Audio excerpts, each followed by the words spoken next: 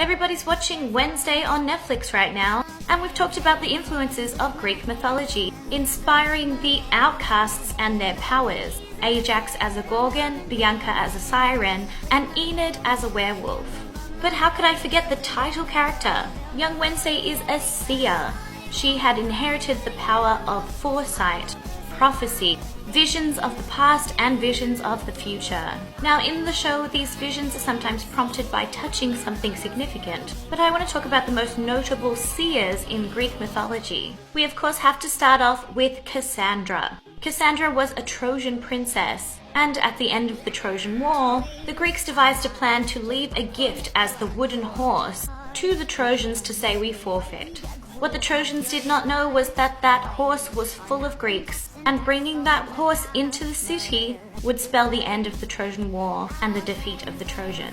Now, Cassandra, she was loved by the god Apollo, but she rejected him. So Apollo gave her the gift of foresight, being able to tell the future, but simultaneously the curse that no one would believe her anytime she told a prophecy. So the Trojan horse comes inside and she's like, don't bring that inside, it's full of Greeks. And they're all like, yeah, sure, whatever, Cassandra. But of course it was full of Greeks and they completely sacked the city of Troy. You can see it's like on fire.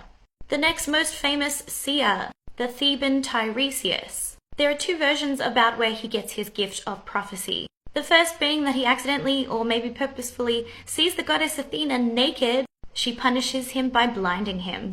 Later on, Athena feels bad about it, so she gives him the gift of prophecy and foresight. He can see the future. Another version comes from a little squabble between Hera and Zeus. They're trying to figure out who has more fun doing the nasty, men or women. And they ask Tiresias, because once upon a time he was just seeing some snakes doing the nasty. He decided to whack them with a stick. The snakes were magic though, and so they turned him into a woman. And he lived as a woman for 7 years, until he found the snakes again, smacked them with his stick again, and then turned back into a male. For this reason, Zeus and Hera were like, well, Tiresias, why don't you tell us? When did you enjoy it more, when you were a man or when you were a woman? And he says, it was better when I was a woman. Hera gets mad and blinds him.